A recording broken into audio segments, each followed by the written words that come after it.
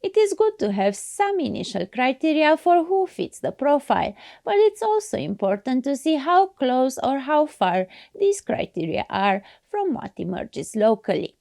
At this stage of the first call of initiatives, I would recommend an approach that encourages participation rather than discourages it, removing only those letters of intent that are clearly not connected to the community foundation concept or where you have strong reservations about the value compatibility between your organization and the local leaders submitting their interest.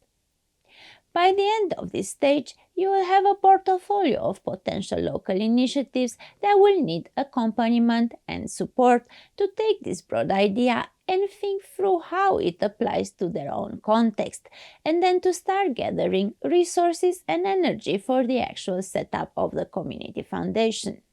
It would be ideal to have at least 50% more initiatives than what you are planning to support, as some of this initial interest may fade once the challenges in practice become stronger. Some of the groups may not be able to keep the momentum of the initiative together, but many others will. Some questions to consider when you are deciding which groups you want to go forward with to the next stage of support are: does the group have a complementary mix of people representing different perspectives from the community?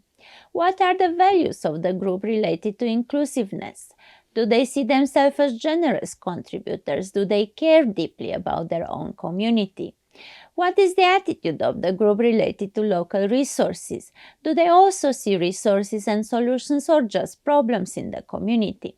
Generally, the more entrepreneurial and solution-oriented the group is, the easier it will be for them to build a community foundation, and once the foundation exists, to build funds. Are they motivated by a long-term perspective? Do they see potential in building structures of support, or are they motivated about a particular short-term initiative? It is important to look for leaders who have a broader picture both in terms of types of issues as well as in terms of timeframes.